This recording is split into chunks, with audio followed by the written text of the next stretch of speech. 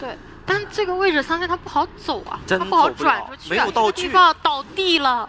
这一局也是没有办法，让我们恭喜 HHDG 拿下了比赛的胜利，也是是的我们首位民间队战胜职业队。是的，今天他们打的实在是非常的好。 Hey everyone, this is Invisible Jong over here, and welcome back to another video from me.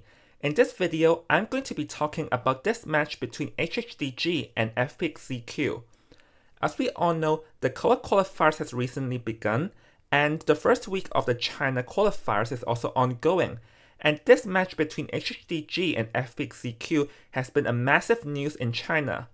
As we all know, FPX.ZQ has Dongshan, which is arguably one of the top, one of the strongest hunters, with his insane plays, alongside with their very strong survivor team, as they were the 4th place in IVL.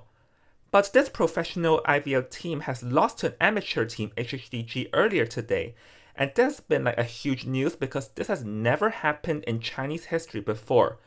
So in today, history has been made. So today, I'm going to be analyzing this match, talking about what went wrong, from the BP to the survivor and hunter plays, just everything. So this will be a very long video as I'm going to be in more detail in analyzing, and hopefully you guys will all enjoy it. So without further ado, let's hop into the video. Alright, this is going to be the BO1 first half here, and as we can see, this will be Arms Factory. So the Anti-Korean and Gardener are the first two being banned, which is no surprise because Gardener we all know is pretty much one of the strongest against Opera Singer, and Opera Singer pretty much taken over the entire game. I've joked before, IVL is called OVL since Opera Singer entered, and now maybe COA COA is called OOA because of that. And we're going to be seeing the Coordinator and Perfumer. And this actually makes sense because Quartz Flare Gun can ensure a safe 10 to 20 seconds. And the Perfumer, this is where I want to talk about the second player, D King. He is called Xiao Die, and he actually appeared back in COA 3-4 years ago, and he was Dongshan's teammate.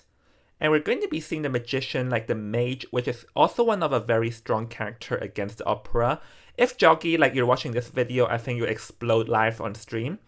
And we're going to be seeing the Aeroplanist as the 4th. So this team comp selected from HHDG, they pretty much don't have a solid rescuer, they did not choose the standard Merc or First Officer team comp.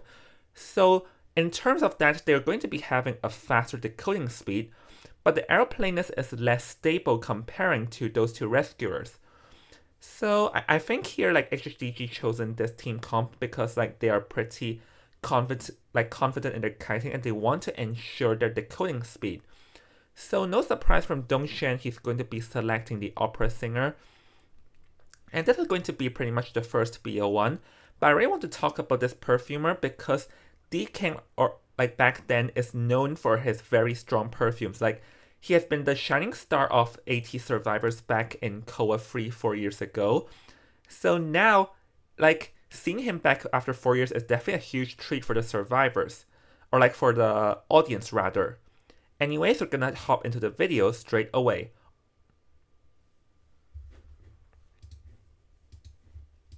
Alright, we're going to be entering the first match between FPX.ZQ's Hunter Dongshan against HHDG Survivor.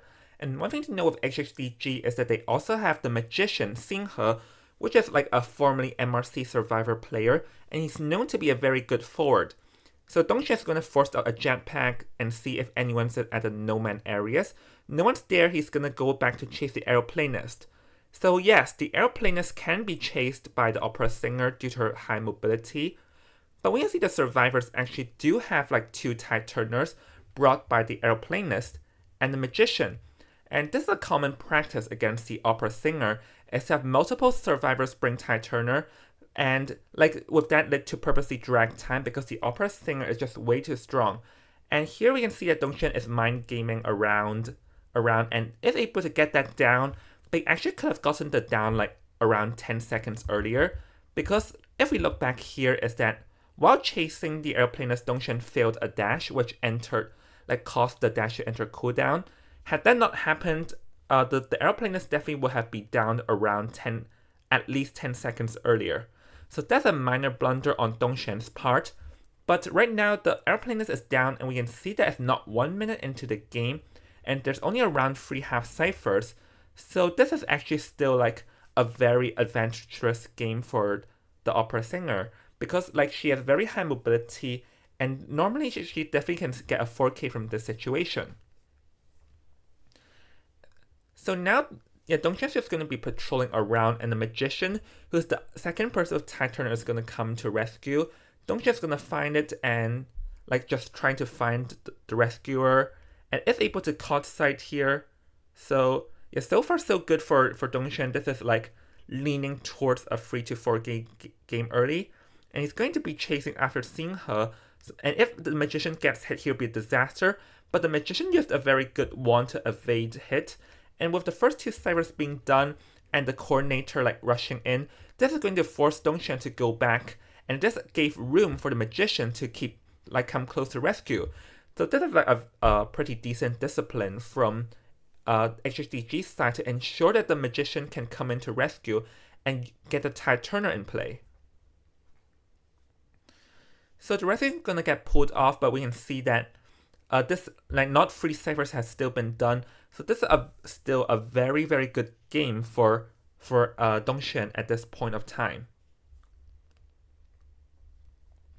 Like normally if it's another hunter, it's a tie-ish game for them, but this is an opera singer we're talking about, and it's definitely like a 3-4K game for the opera singer. So yeah, we are going to be going on the chair. Out goes the airplanist, and Dongshan is just going to go back out and find someone else.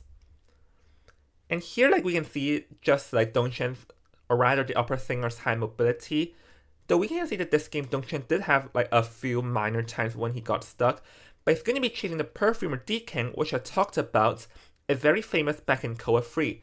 But here like he actually got hit without using the perfume, which is a pretty like a blunder from the perfumer's end. But then the opera singer's attack speed is way too fast, so who can blame him?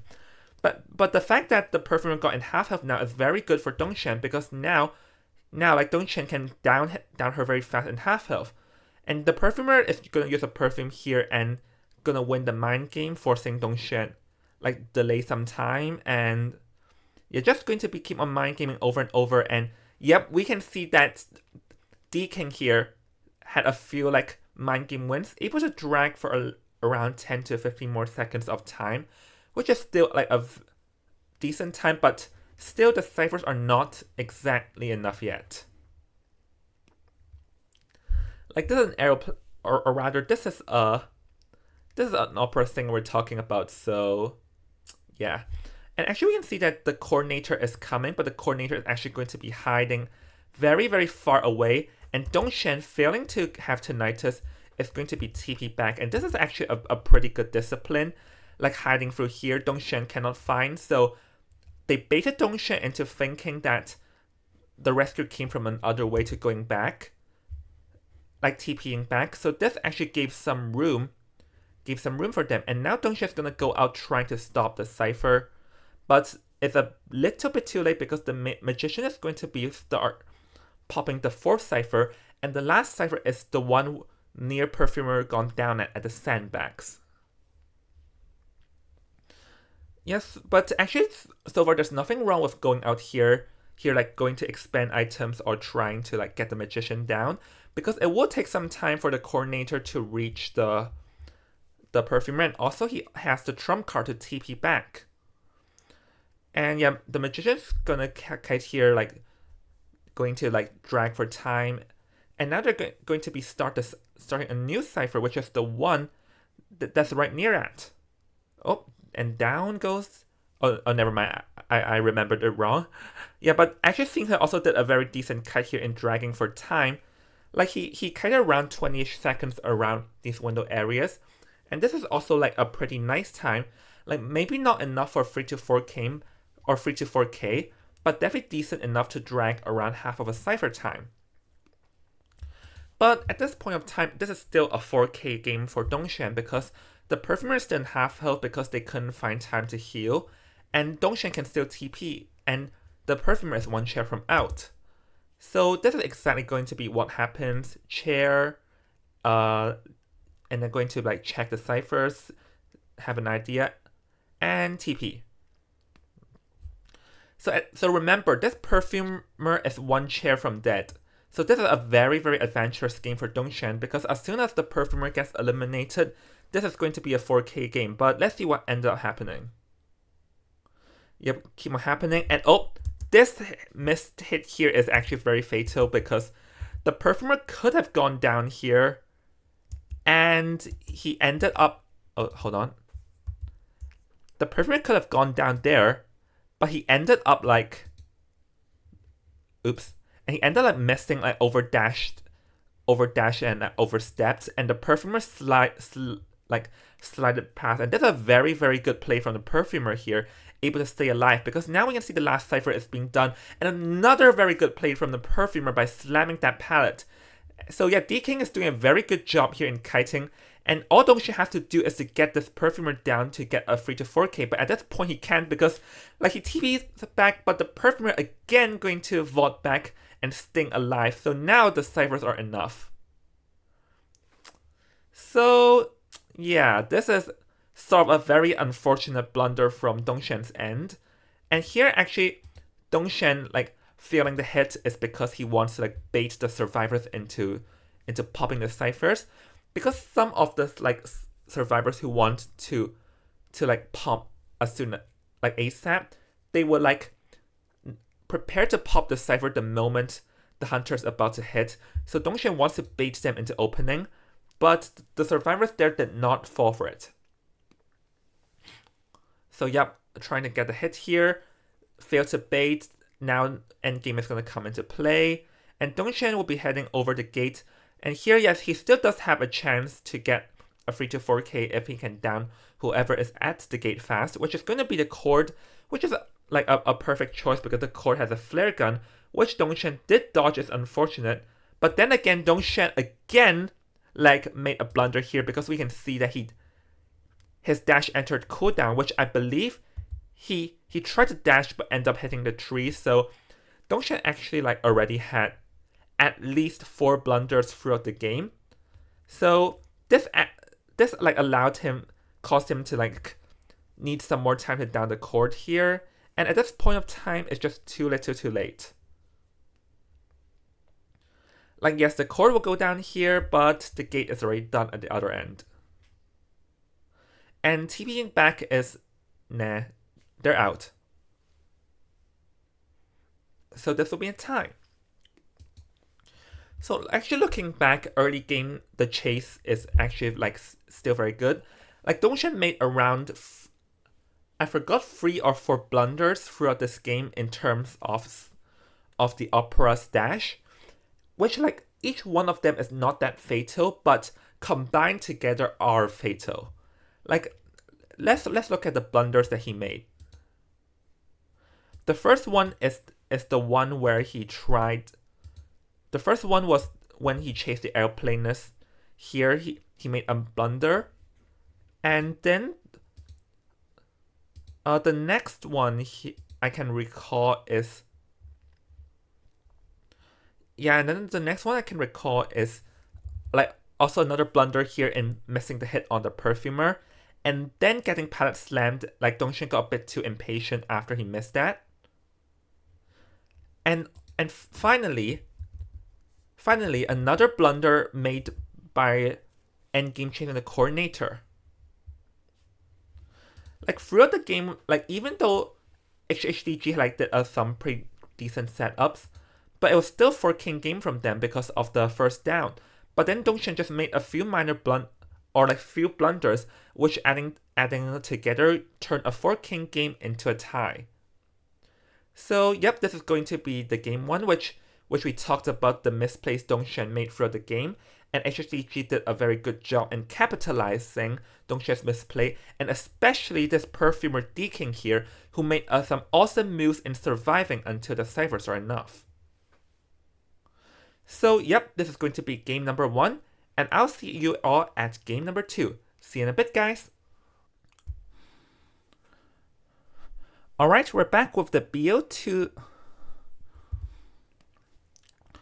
Alright, we're back with the BO1 second half between FPX.ZQ Survivor versus HHDG's Hunter, which is Tuzi here. We're going to be seeing the Gardener and the Anti-Korean first two bans, like normal stuff. But we're going to be seeing the FPX.ZQ Survivor here is going to be selecting the Coordinator and the Aeroplanist. And here, like, the Aeroplanist is going to be entering the global ban. And as we all know, the Aeroplanist is like a very strong character in the meta. Like, he's pretty decent in terms of like achieving second rescues and stuff.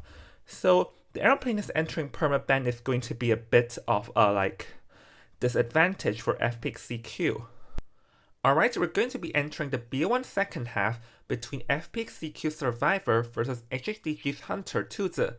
And right off the bat, we can see that Tuzi is just like jumping around, wanting to catch someone off position, and it's going to be finding Zibi's Coordinator first. And we can also see two tide turners from like FPX.ZQ, which is standard against an opera singer. Zibi is just going to be rotating around the shack. Like early game, yeah, we can see opera singer's high mobility is going to come into play. The Coordinator is getting like chased here, and it's going to get like a wasted flare gun here. And this is like a poorly used gun from Zibi here, because like the opera singer's mobility is way too fast. So this flare gun here is just like so unnecessary, because there's no way you're going to get away with that from this distance against an opera singer. Like if it's any other hunter, maybe, but not against an opera singer. So this is a massive blunder from Zibi's side, because like he wasted his entire gun, and it's just equivalent to him being a completely whiteboard. Yeah, so the Coordinator can't really last for long, like without the flare gun here. So gonna rotating around, just like trying to drag for some more time. But yeah, but oh yeah, Tuzi also made like a blunder here. Like he like went like teleported to the wrong shadow, because like it was more closer to his site. If he teleported to the correct one, Zibi would have been down already. Alright, we're back. So yeah, we talked about that unfortunate mistake from Tuzi's side. But now with the blink, down goes Zibi here. So like in the end, that mistake only like wasted around 5 seconds of time, but did waste Tuzi's blink here, which is going to be a bit unfortunate for him. And now he's just going to like just do the same thing, like, you know, opera singer doing opera things, going to jump out far outside the field, wanting to find someone, and Shi Xiaoyao is coming in as the mercenary.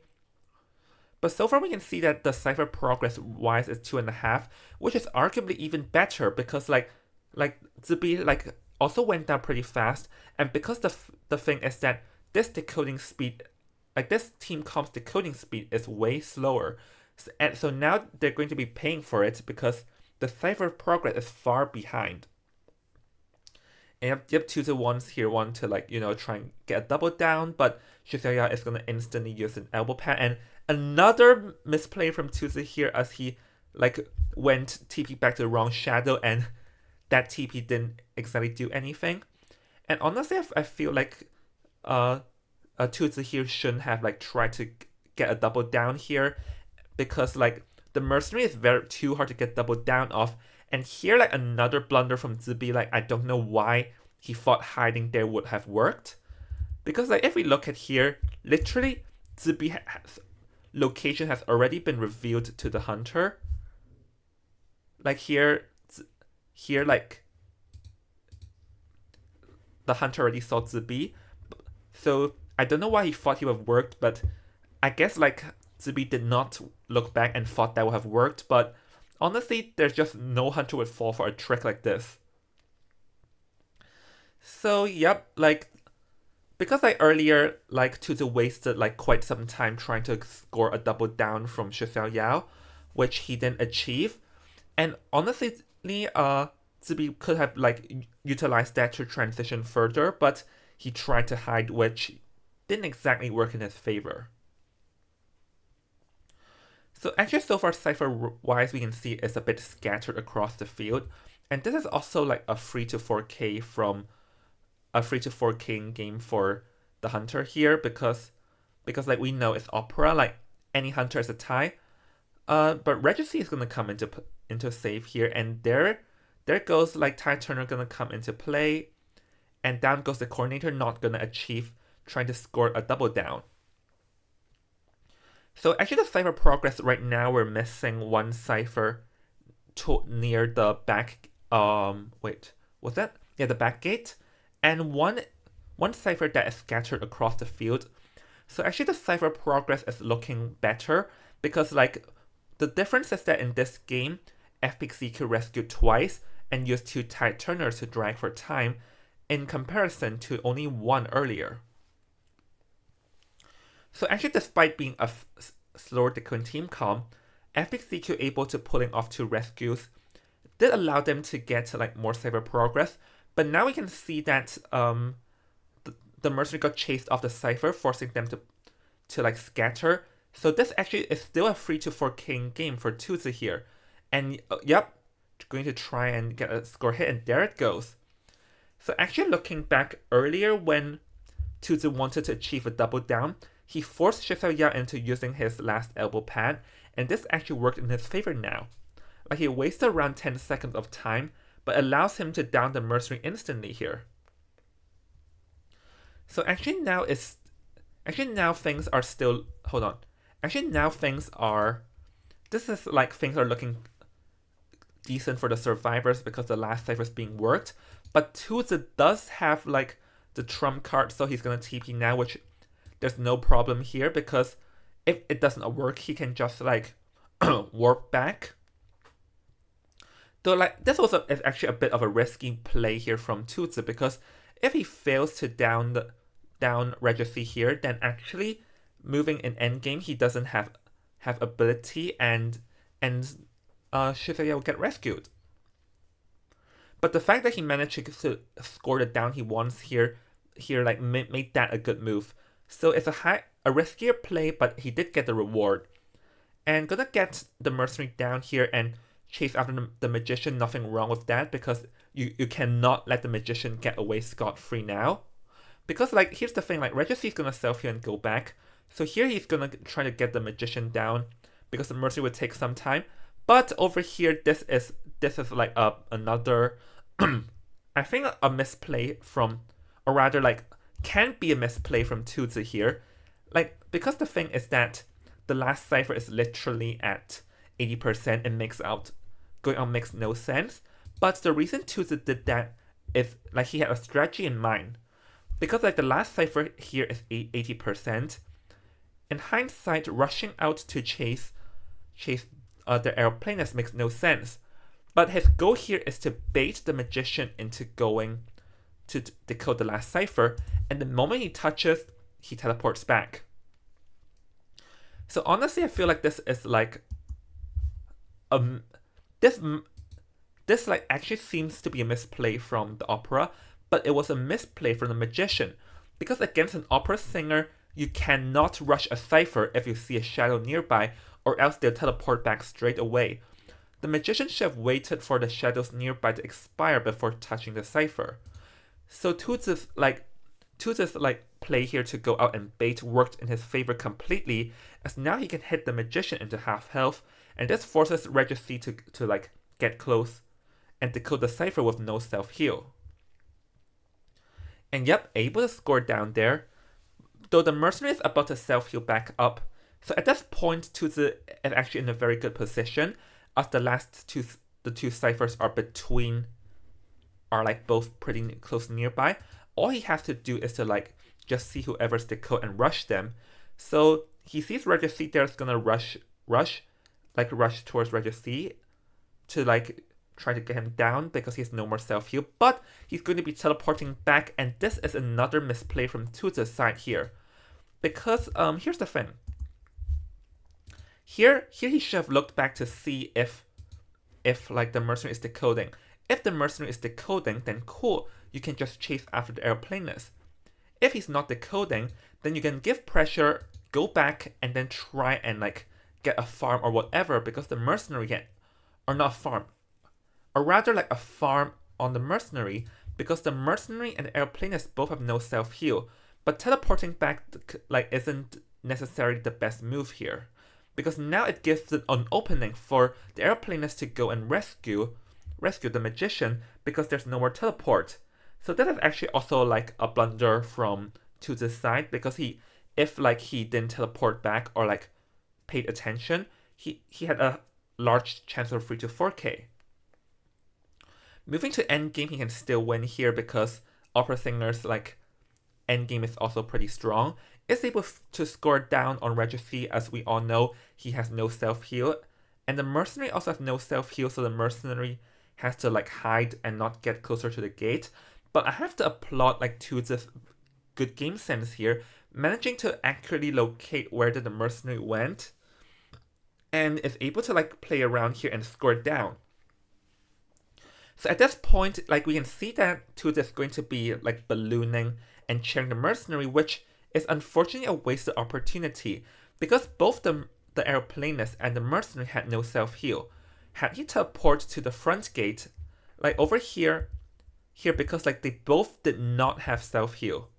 Had he teleported to the front gate straight away, then he could have caught the mage, and the mage is the only one with self-heal left. The moment the mage goes down, it would have been a 4k on spot. And let's say if he TPs and the gate is done, he could have just used the Opera Singer's skill to come back, and there's no harm done.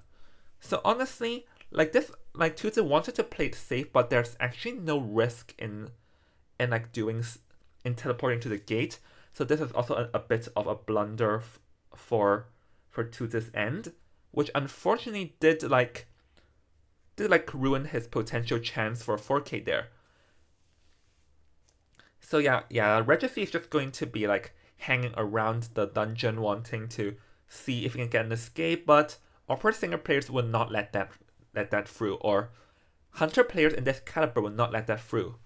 So with that, this is going to be a free K from HHDG's Hunter Tuze, and he definitely could have scored a 4k, like he made a few missed decisions, otherwise he could have 4k'd. And for the survivors, as we pointed out, they have two major blunders in this game.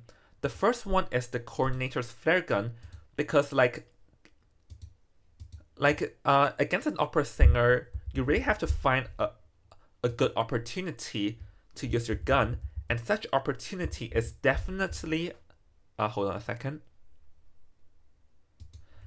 To find a good opportunity to use the flare gun, and it's definitely not something like this, because this does not work against an opera. Other hunters, yes. Opera, no. The second major blunder, like over here after getting snowballed here, is like unfortunate, but it's just Opera Singer doing opera things. The second major blunder here is the magician. Is the magician like rushing the cipher despite the Opera Singer's shadows still nearby. Like this is also a major blunder, like they think it, like they have just wanted to try their luck, which didn't work for them. And honestly, like from those two major blunders, had Tuze been more clear in terms of thinking, he could have 4k'd them. But still with 3k, that makes FPX.ZQ behind in terms of 5-3 in BO1. So with that, this is the end of BO1, and let's hop into BO2, where there are more things to talk about, especially in terms of BP. So I'll see you in a bit.